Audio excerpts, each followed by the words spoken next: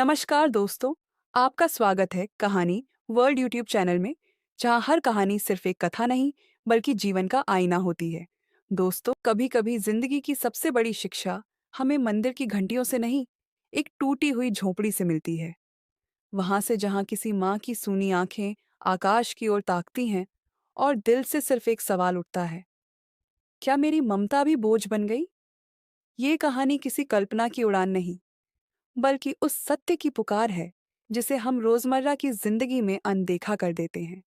यह कहानी है एक माँ की भक्ति, एक परिवार की टूटन, पश्चाताप की आग और फिर पुनर्जन्म की तरह मिले रिश्तों की गरिमा की विरासत की पुकार। एक ऐसी कथा है जो कर्म, ममता और मोक्ष के त्रिकोण में बुनी गई है। यहाँ आपको नायिका कोई रानी या योद्धा नहीं मिलेगी, बल्कि एक वृद्धा माँ जिसकी सबसे बड़ी शक्ति उसकी शुद्ध भक्ति और मौन सहनशीलता है। यह कहानी याद दिलाती है कि भले ही रिश्ते खून से बनते हों, लेकिन उन्हें जिंदा रखने के लिए जरूरी है समझ, सेवा और संकल्प।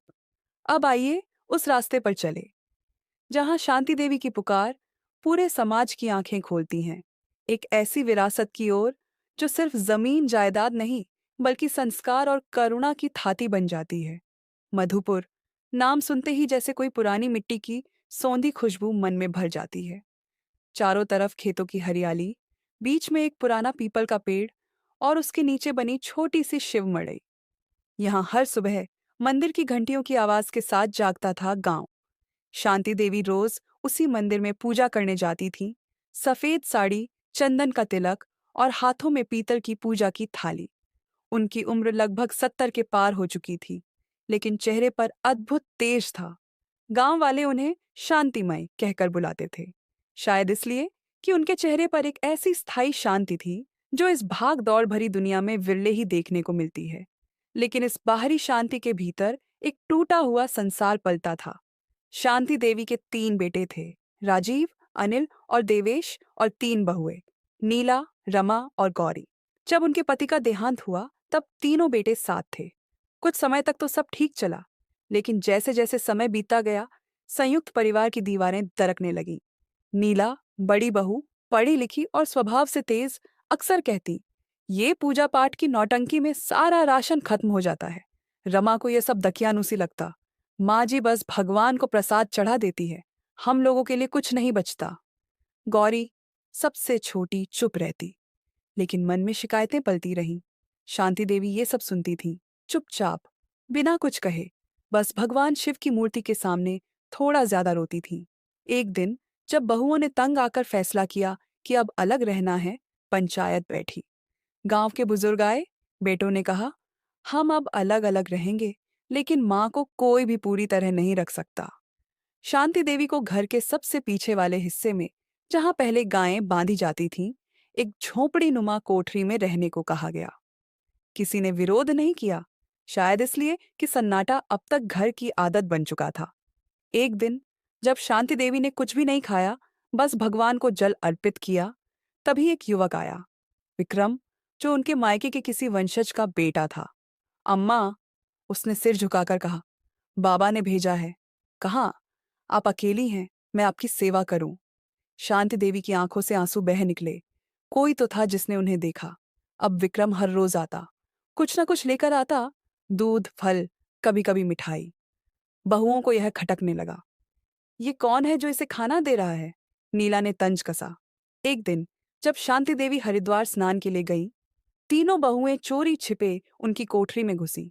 अंदर भगवान का छोटा सा मंदिर था, तुलसी का पौधा, कुछ चावल और माखन। उन्होंने सब कुछ फेंक दिया।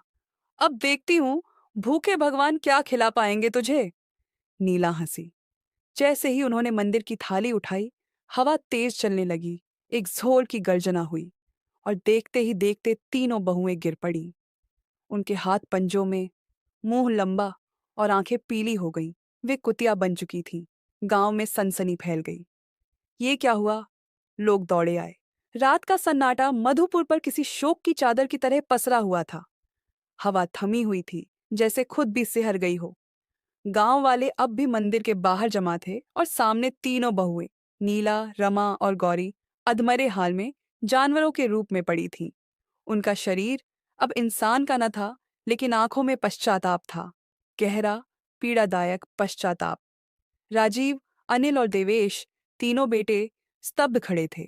माँ के प्रति बरसों की उपेक्षा उनके सामने दहाड़ बनकर लौट आई थी। उन्हें यकीन नहीं हो रहा था कि जिन स्त्रियों के साथ उन्होंने जीवन बिताया, वे अब इस रूप में उनके सामने थीं। भाई, देवेश की आवाज कांपी, हमसे बहुत बड़ा पाप हो गया है। रात के अंधेरे में एक बात और साफ थी, यह सिर्फ चमत्कार नहीं था, यह उनकी माँ की तपस्या की आग थी, जो अब सब कुछ भस्म कर रही थी। शांति देवी हरिद्वार से लौट रही थी, हाथ में गंगा जल, माथे पर चंदन, लेकिन मन में बेचैनी, जैसे कोई अनहोनी उनके दरवाजे पर खड़ी थी। जब वे अपने झोपड़ीनुमा हिस्से के पास पहुंची, गांव वाले दौड़कर उनके पास आए। माई, माई, घर चलिए, बहुए, बहुए, अब इंसान नहीं रही। शांति देवी ठिठकी। पल भर को लगा वक्त थम गया हो। शांति देवी चुपचाप आंगन में पहुंची। तीनों बहुएं जमीन पर थीं। अब भी थोड़ी बहुत मानव आकृति बची थी, लेकिन शरीर पर बाल उगाए थे, दांत नुकीले, आंखें भय और ग्लानि से भरी। राजीव ने माँ के पैरों में सिर रख दिया।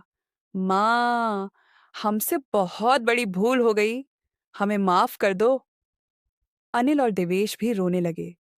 गांव वालों की आंखें भर आईं। यह दृश्य केवल पाप और प्रायश्चित का नहीं था, यह कर्मों की अनकही सजा का साक्षात उदाहरण था। शांति देवी ने अब तक कुछ नहीं कहा था। उन्होंने सिर्फ आकाश की ओर देखा और आंखें बंद कर लीं। रात भर शांति देवी मंदिर में बैठी रही, न तो कुछ खाया, न कुछ कहा, केवल जप किया, एयूएम नमः शिवाय। सवेरा होते ही उन्होंने विक्रम को बुलाया। बेटा, अब वो वक्त आ गया है, साधु बाबा को बुलाओ, केवल वही इस अभिशाप को काट सकते हैं। सूरज की पहली किरणों ने जब मधुपुर की धरती को छुआ, तो जैसे गांव के दुख में थोड़ा उजास भर गया। परंतु शांति देवी का मन अब भी किसी तूफान से गुजर रहा था। एक माँ होने के नाते उनका हृदय टूट चुका था, लेकिन एक साध्वी की तरह उनकी आत्मा अब भी स्थिर थी, किसी ऊंचे उद्देश्य के लिए। बेटा विक्रम, शांति देवी ने धीमी आवाज में कहा, तू तुरंत मणिकूट धाम जा। वहां स्वामी अक्षयानंद तप करते हैं, उनसे कह दे, एक माँ की पुकार उन्हें बुला रही है, वह पुकार जिसे अब शांति नहीं मिल रही। विक्रम ने हाथ जोड़ ली। मैं अभी जाता हूं अम्मा। और बिना पल गंवाए वो अपने बैलगादी से रवाना हो गया। मणिकूट धाम मधुपुर से कोई 30 कोस दूर, जंगलों और पर्वतों के बीच स्थित एक प्राचीन स्थान था। वहां वर्षों से स्वामी अक्षय आनंद साधना में लीन थे। कहते थे उन्होंने 5 बार मृत्यु के द्वार से वापस लौटकर तप पूरा किया था।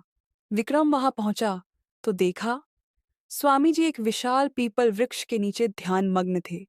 उनके चारों ओर सर्पों की माला थी और एक शेर उनके पास चुपचाप बैठा था। विक्रम ने प्रणाम कर अपनी बात रखी। स्वामी जी ने आंखें खोली। शांति देवी, वो माँ जिसने केवल देने का धर्म निभाया, उसका दुख अब पृथ्वी सहन नहीं कर सकती। उन्होंने उठकर अपनी कमंडल और जपमाला उठाई। चलो, अब समय आ गया है उस घर में उजाला लौटाने का। जैसे ही स्वामी अक्षयानंद का आगमन हुआ, गांव में एक नई ऊर्जा दौड़ गई। घंटों से रोती बहुएं अब एकटक उन्हें देख रही थीं, जैसे कोई उन्हें अंधेरे से खींच लाने आया हो। स्वामी जी ने एक नजर बहुओं पर डाली और बोले, तुमने केवल अपनी सास को नहीं ठुकराया, तुमने उस शक्ति को ठुकराया जो हर घर को जोड़ती है। अब जो तोड़ दिया है, उसे जोड़ने के लिए तुम्हें सिर्फ पछताना नहीं, तप करना होगा। स्वामी अक्षयानंद ने एक कठिन नियम सुनाया। कार्तिक मास की पूर्णिमा तक तीनों बहुएं व्रत रखेंगी, न अन्न न जल, केवल तुलसी जल और शिव जाप। तीनों बेटों को अपनी माँ के चरणों में बैठकर व्रत कथा सुननी होगी और अंतिम दिन 21 ब्राह्मणों को भोज कराकर स्वयं माँ के हाथों से भगवान को भोग चढ़वाना होगा। और यदि इन शर्तों में तनिक भी चूक हुई, तो शरीर तो वापस आ जाएगा, पर आत्मा कभी शांति नहीं पाएगी। शांति देवी अब भी मौन थी। उन्होंने केवल शिवलिंग के सामने हाथ जोड़े और सिर झुका दिया। आंखों से आंसू टपकने लगे, पर वो आंसू अब करुणा के नहीं, क्षमाशीलता के थे। मधुपुर के उस घर में जहां कभी कलह और तिरस्कार की आवाजें गूंजती थीं, अब हर कोने में मौन तपस्या की ध्वनि बह रही थी। शांति देवी के आंगन में पहली बार तीनों बहुएं, नीला, रमा और गौरी, एक साथ बैठी थीं। सिर ढका हुआ, आंखें झुकी हुई। स्वामी अक्षयानंद की दी हुई शर्तें अब उनके लिए किसी दंड से नहीं, बल्कि मोक्ष की राह बन चुकी थी। कार्तिक मास की पहली पूर्णिमा के दिन सूरज उगने से पहले तीनों बहुएं स्नान कर तुलसी के पौधे के सामने जा बैठीं। उनके हाथ कांप रहे थे, पेट खाली था, लेकिन मन में एक नई चेतना थी। नीला ने तुलसी जल ग्रहण किया और कांपती आवाज में बोली, हे तुलसी माता, हमसे जो भूल हुई उसे क्षमा करो। आज से हम सास को मां समझेंगे और ये व्रत सिर्फ पश्चाताप का नहीं, स्वीकार का होगा। फिर शिव का जाप शुरू हुआ। एयूएम नमः शिवाय, एयूएम नमः शिवाय।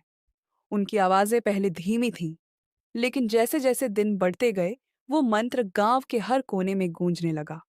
शांति देवी रोज सब देखती, लेकिन बिना कोई टिप्पणी किए।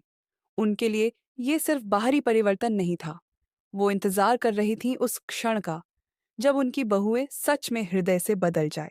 रात को जब बहुएं आंगन में जमीन पर सोतीं, माँ उन्हें दूर से ओढ़नी डाल देती, जैसे वो अब भी ममता को मरने नहीं दे रही थी। स्वामी जी की दूसरी शर्त के अनुसार तीनों बेटों अर्जुन, विजय और सुरेश को हर दिन माँ के चरणों में बैठकर व्रत कथा सुननी थी। शुरू में उनकी आंखों में शर्म और अपराध बोध था, लेकिन धीरे धीरे जब उन्होंने माँ के संघर्ष की पूरी गाथा सुनी, उनकी आंखों में आंसू आने लगे। अर्जुन एक दिन बोला, माँ, तुमने जो सहा, हम तो बेटा कहलाने लायक भी नहीं रहे। शांति देवी ने सिर पर हाथ रखकर बस इतना कहा, बेटा वही जो समय आने पर सही राह चुने। अब गांव के लोग हर दिन शांति देवी के घर आते, प्रसाद लेते और उनके घर की दिव्यता से चमत्कृत हो जाते। वहां अब झोंपड़ी नहीं, भक्ति का मंदिर बन चुका था। गांव के प्रधान ने कहा, जिस घर में पहले अपमान था, वहां अब आशीर्वाद बरस रहे हैं। ये केवल एक माँ की भक्ति से संभव हुआ है। कार्तिक पूर्णिमा आ गई थी। पूरे गांव ने मिलकर घर को सजाया। 21 ब्राह्मणों को आमंत्रित किया गया। बहुएं अब बिल्कुल परिवर्तित हो चुकी थीं।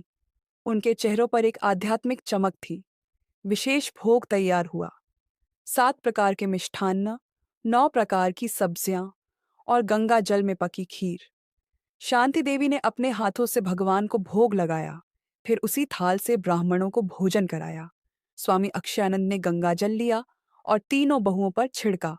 फिर शांति देवी ने अपने हाथों से भगवान के झूठे प्रसाद से उनका अभिषेक किया। आकाश में एक तेज प्रकाश फैला।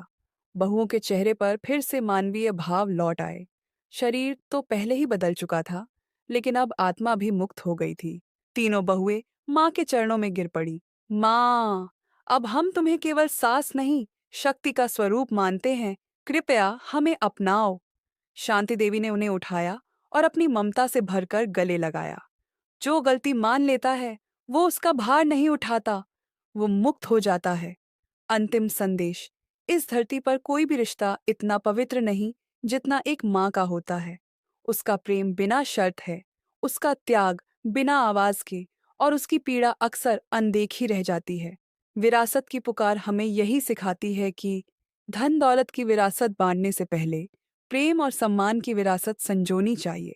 भक्ति केवल पूजा पाठ नहीं, बल्कि किसी भूखे को रोटी देना, किसी वृद्ध की सेवा करना और अपने अपनों की कद्र करना भी उतना ही बड़ा धर्म है।